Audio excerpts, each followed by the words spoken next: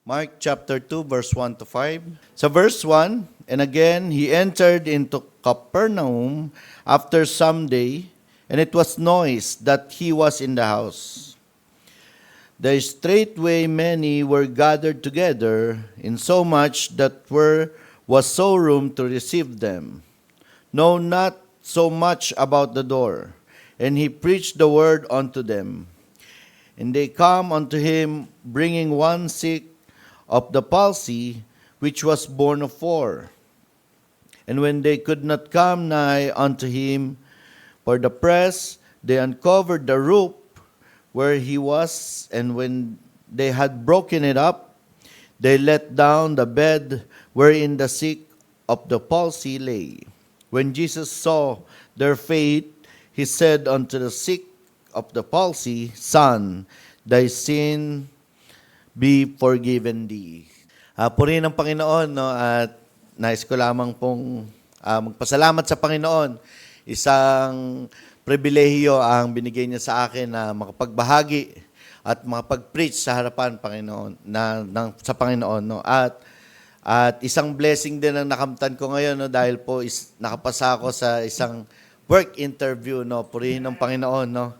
Kaya talagang minadali ko papunta rito pagkatapos ko makapasa dun sa interview at driving test. Ito, hinayaan ng Panginoon na makaabot ako at di niya ako hinayaan mahuli, no. Purihin ng Panginoon at tayo po'y dumako na sa ating mensahe. So muli, dito po sa ating Mark 2, 1 to 5 ay dumating ang Panginoon sa Capernaum at siya ay nagbahagi ng salita, no? At merong kwento rito, so sa part ng verse na ito is inspirational work and a faith of God, no? Sana makita natin to. So una po na nais ko pong maipahatid sa inyo sa pamamagitan ng salita ng Panginoon is yung faith nung apat or nung born of 4 na apat na magkakaibigan dito. Kaya po, 4 friends who broke through the obstacles. So, yun yung, kumbaga, sa biyaya ng Panginoon, yun yung naisip ko na pamagat at kung paano ba naging kumilos ang Panginoon dito sa apat na ito, no? Una po na point na nais ko maipahatid sa inyo is the crowd could not stop them. So sino ba yung hindi mapigilan ng crowd? Yun po yung sinasabi sa verse 3 na born of 4. It refers to the account of the 4 friends who carry a paralyzed man on the mat to Jesus, no? It's a blessing, no, na tayo ay magkaroon, no, ng ganong kaibigan, no. So para sa pag-apply nito sa atin sa preaching or sa tayo bilang Kristiyano, tayo po ba na Kristiyano is hindi mapipigilan ng makamundong bagay or ng kung anumang tao na nasa paligid natin na makapagdala tayo ng kaibigan, ng anak o ng pamilya dito sa ating bahay panambahan? Tayo po ba hindi hinahadlangan ng mga tao na kilala natin sa labas na tumungo tayo dito sa bahay panambahan, no? Yun po yung pinapakita, no, na yung apat na magkakaibigan na to ay hindi mapipigilan ang kanilang faithfulness, ang kanilang focus, ang kanilang talagang gusto nilang madala ang kanilang kaibigan na pilay or paralyzed papalapit sa Panginoon. So dapat tayo rin bilang Kristiyano in-apply to our service to our Lord. Hindi din dapat tayo napipigilan ng kahit anumang obstacles na nasa buhay natin upang makapagdala tayo ng kaibigan. Hindi lang para imbitahin na magkaroon na panandalian, kundi imbitahin para maglingkod din sa Panginoon katulad natin. So yan yung isa sa nais na maibahagi na salita, no? Also, they cared enough to carry. Because the crowd was too large, they climbed onto the roof, dug through it, and lowered the man down to Jesus so he could heal him, no? Na kayang-kaya nilang gawin, no? Kayang-kaya nilang lampasan. Kahit nga yung yero mismo, sinabi, sinira nila para lang hatid sa Panginoon yung kanilang kaibigan, no, na paralyzed. Tayo po ba ay nagmamalasakit din sa ating mga kapatid na nasa labas na maidala natin sa Panginoon? Mga kaibigan, mga taong nakilala, o yung mga kilala natin na sinasabi nila na kay Kristo sila, ngunit alam natin na may kulang pa. Dapat lamang ba tayong magmalasakit sa iba? Tayo po ba, mga kapatid, ay nagkakaroon ng ganitong burden? No, gawin nating inspirasyon yung nasa Mark, no? At sumunod, the roof could not stop them. Why? No, they climbed onto the roof, they uncovered the roof where he was dug through it. At wag mong hahayaan, no, na sa buhay mo ay may isang tao na humahadlang kung patungo ka kay Jesus. Sila, inalis nila yung harang, inalis nila yung hadlang dahil alam nila at alam nung apat na yun, no, kahit hindi nabanggit sa verse na sila ay faithful, meron silang puso na may faith sa Panginoon at alam nila na mapapagaling ni Jesus yung kanilang kaibigan na paralyzed. Hindi humadlang ang yero, hindi humadlang ang mga tao, hindi humadlang ang pintuan kahit sila pa ay nagkakagulo na patungo sa Panginoon. Dahil hindi hinayaan ng apat na ito, magkakaibigan na ito, na hindi mailapit ang kanilang kaibigan patungo kay Hesukristo. They persevere through difficulties. Those preserved difficulties, they continue to work hard and they refuse not to give up. Even they were faced with obstacles, hardship, or discouragement. So sa buhay natin, mga kapatid, na tayo ay naglilingkod sa Panginoon, minsan may time na tayo po ay nakakaranas na nakakalungkot dahil may mga prayer sa Panginoon na hindi natutupad. May plano kasi ang Panginoon dyan. Meron tayong mga pinagdadaanan at minsan nadi-discourage tayo sa mga nangyayari sa ating buhay, no? Pero sa kabila nun, patuloy na preserve ng Panginoon, no? Tayo sa mga difficulties natin at patuloy na tayo'y tinutulungan niya upang makalampas rito.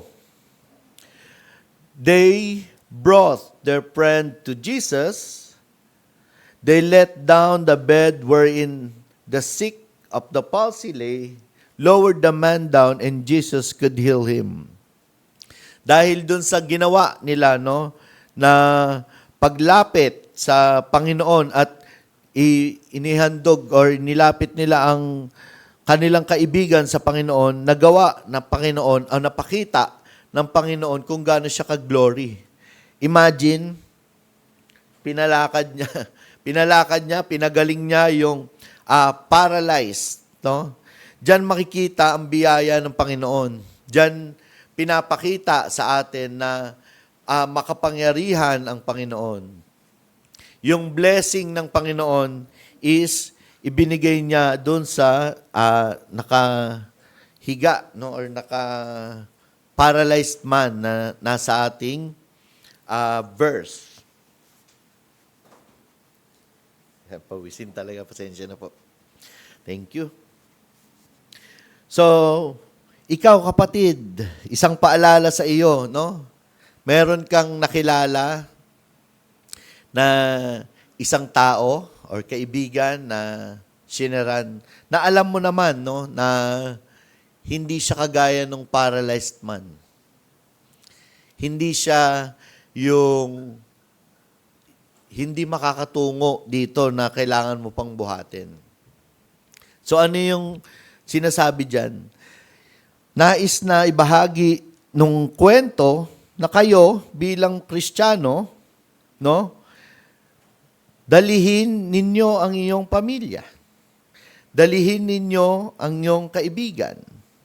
Hindi lang dahil ito ay para dumagdag sa inyo, sa pagkakakilala sa inyo dahil, nakapagdala ako, 3, 4, 5. Kasi minsan, yung tao na nakakapag-invite, napapansin ko yun no? Nagpapasalamat yung na-invite doon sa nag-invite sa kanya, thank you sa'yo na na-invite mo ko.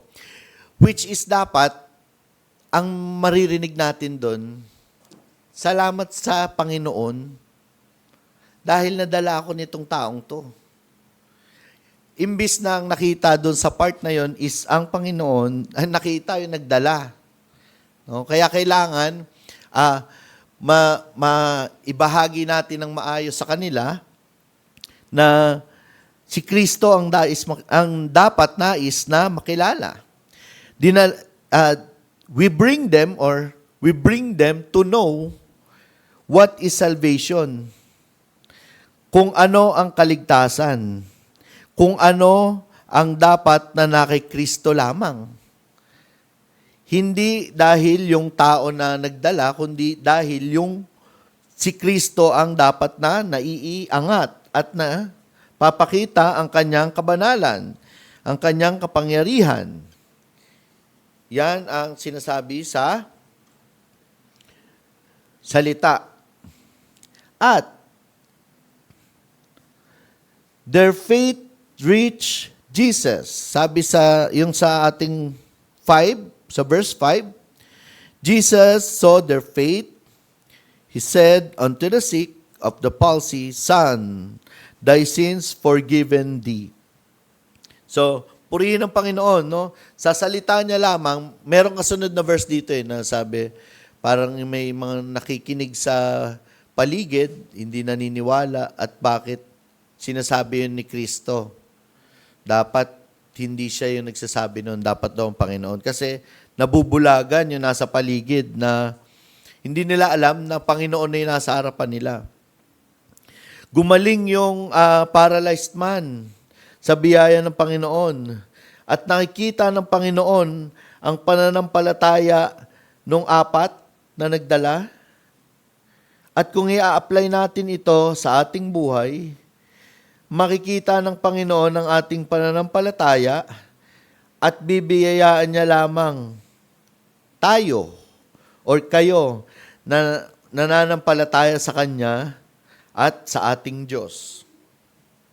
Naalala ko nga nung dati na na-invite ako or yung time na alam niyo naman no, na kay Rain ako nagkaroon ng daan no, na makilala ko yung Panginoon. Yung time na yon, hindi ako naniniwala sa Kanya. Hindi ako kagad, yung parang, sige, totoo yung sinasabi mo. Hindi porket meron akong pagkagusto or bahagi na siya ay aking sinusuyo, pero hindi ko talaga kasi alam noon. Hindi ko talaga naiintindihan kung ano yung sinasabi niya. Na kahit siya, nung unang kaibigan ko pa lang siya, na dinala niya ako sa Panginoon, hindi ko alam na ganun pala yung pwedeng magawa ng Panginoon sa akin. Sa biyaya ng Panginoon, ako po'y nabago. Na parang nangyari dun sa ating paralyzed man. Siya ay muli gumaling at nakatayo. At siya ay blines ng Panginoon. Na kung ano yung nararanasan ng nagbabahagi ng salita ngayon. At naway, kayo rin po mga kapatid na nandyan, no? Ni-encourage po tayo ng Panginoon na makapagdala ng iba-iba pang mga tao na maglilingkod sa Kanya, mga iba't iba pang tao na patuloy na maglilingkod sa Panginoon, hindi lang kaibigan natin, Hindi lang yung kapamilya natin, kundi yung mga tao rin na nababahagian natin ng salita. Na sa biyaya ng Panginoon, maaari natin i-share sa kanila ito. Ang kwento nung 4 na magkakaibigan na kung paano nila nilampasan ang mga pagsubok or mga obstacles na nakaharang sa kanila.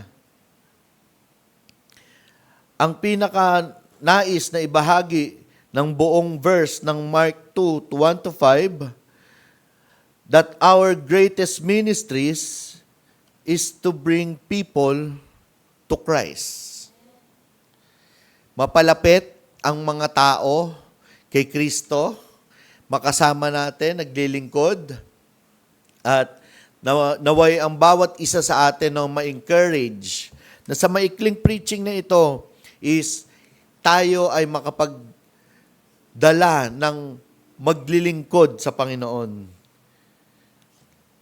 Bago po tayo magtapos, or purihin ng Panginoon, bago po tayo magtapos, nais ko lang po sabihin sa inyo, no, na kung tayo po ngayon ay nakakaranas ng mga bagay na hirap tayo or challenges sa school, challenges sa ating work, sa ating buhay, no? Ilapit natin sa Panginoon. Yung plano niya, hindi talaga natin nakikita eh. Yung plano ng Panginoon, hindi natin nakikita.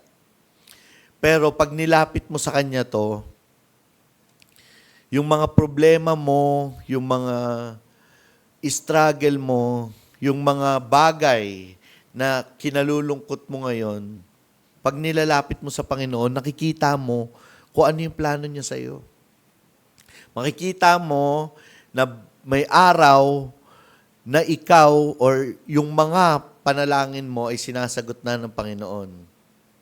Dahil lang yung bagay na pinaghirapan mo, halimbawa na lang sa aking work, natagal nating pinag-pray, tapos biglang ito na siya, biglang dumating na, it's a blessing na nasagot na ng Panginoon, no? At purihin ng Panginoon sa mga plano na pinapakita niya sa akin na paunti-unti at sa atin ng mga mananampalataya, naway ma-inspired kayo dun sa experience na meron yung mga tao na nagsasalita sa harap, ng mga nagsishare ng mga kanilang life experience at sa preaching na rin, no? Dahil hindi lahat ng pagalit or sa preaching is puro dapat gawin nyo to, dapat gawin nyo yan. Minsan din, may preaching na may encourage ka at magiging, kahit soft lang siya, pero matatamaan ka sa puso mo na dapat ginagawa ko yun. Ginagawa kong everyday na bilang Kristiyano, naglilingkod ako sa Panginoon, nagsishare ako sa mga friend, nagsishare ako sa may chance kong masyaran, kahit sa work, kahit saang lugar. Yung blessing ng Panginoon, susunod na yun. Kikilos ng Panginoon doon. Pag naibahagi mo na yung salita at nailapit mo na yung tao na nasyaran mo, nailapit mo na sa Panginoon, ang faith ang Panginoon na nagbibigay ng faith sa Kanya at patuloy siya napupunta rito. Hindi lang sa ating prayer meeting, kundi sa every Sunday worship service. At patuloy na tayo ay babahagian pa ng Panginoon ng kaalaman at biyaya sa bawat isa. So yan po. Purihin ng Panginoon. Naway kayo po ay na-inspired sa ating preaching ngayong gabi ito. At nais ko po munang manalangin sa pagtatapos.